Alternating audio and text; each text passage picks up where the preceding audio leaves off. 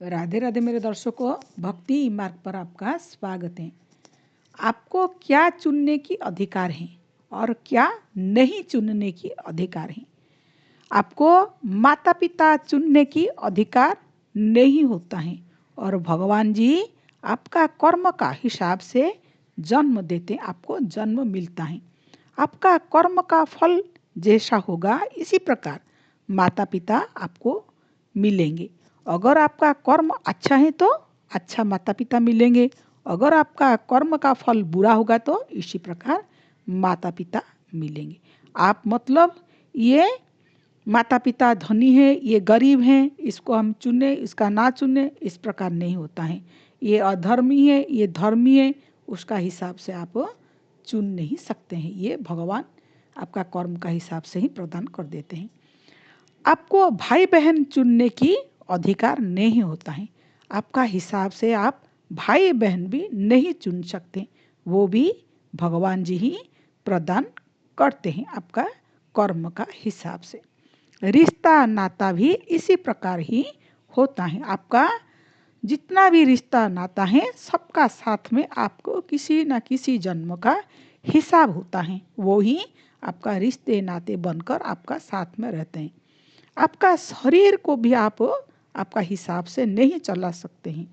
आप जन्म ग्रहण करेंगे और धीरे धीरे बुढ़ा हो जाएंगे, बुढ़ा भी होकर मृत्यु भी आपका हो जाएगा, लेकिन आप आपका शरीर को भी चुन नहीं सकते या संभाल कर रख नहीं सकते। शास्त्र का हिसाब से आप आपका धर्म को भी नहीं चुन सकते हैं।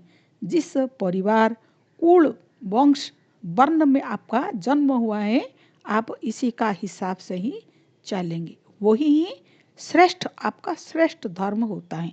आप अगर ब्राह्मण में जन्म लिया है, ब्राह्मण परिवार में, वही आपके लिए श्रेष्ठ है। अगर आप क्षत्रिय परिवार में जन्म लिया है, वही आपके लिए श्रेष्ठ है।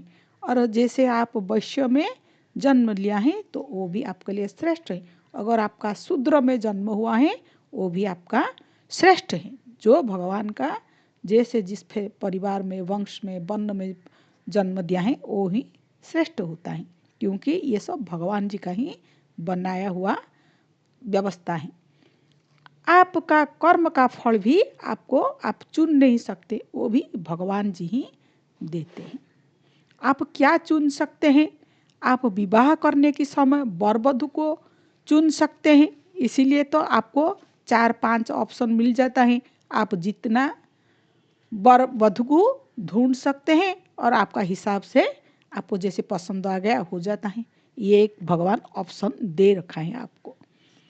और आप दोस्त साथी और संग ये सब चुन सकते हैं। अभी आप स्कूल जाते हैं, कॉलेज जाते हैं, ऑफिस जाते हैं, बाहर जाते हैं घूमने के लिए, जहाँ ये सब आप दोस्ती साथी ये सब चुन सकते हैं।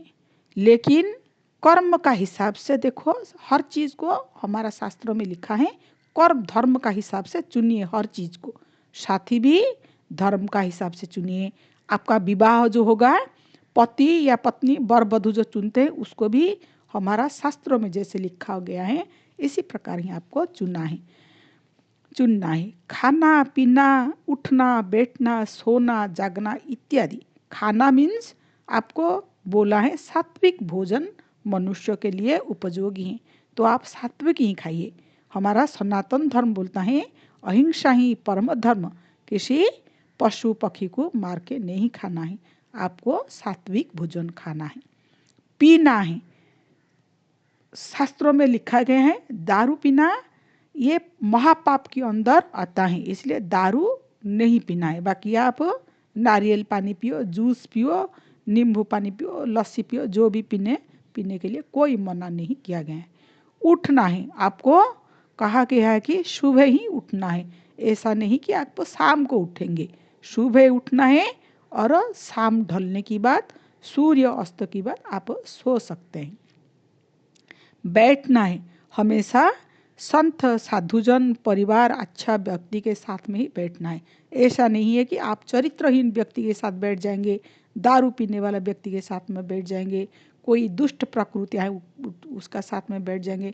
ये सब आपके लिए ही हानि है, इसलिए शुरू से ही हमारा शास्त्रों में बताया गया इसका साथ में ये करना नहीं।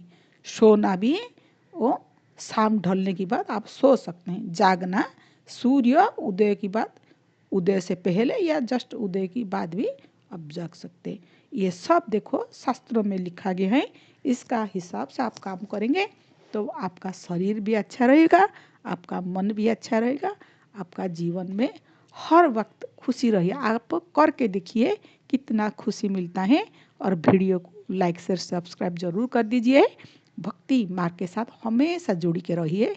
राधे राधे, बहुत बहुत धन्यवाद।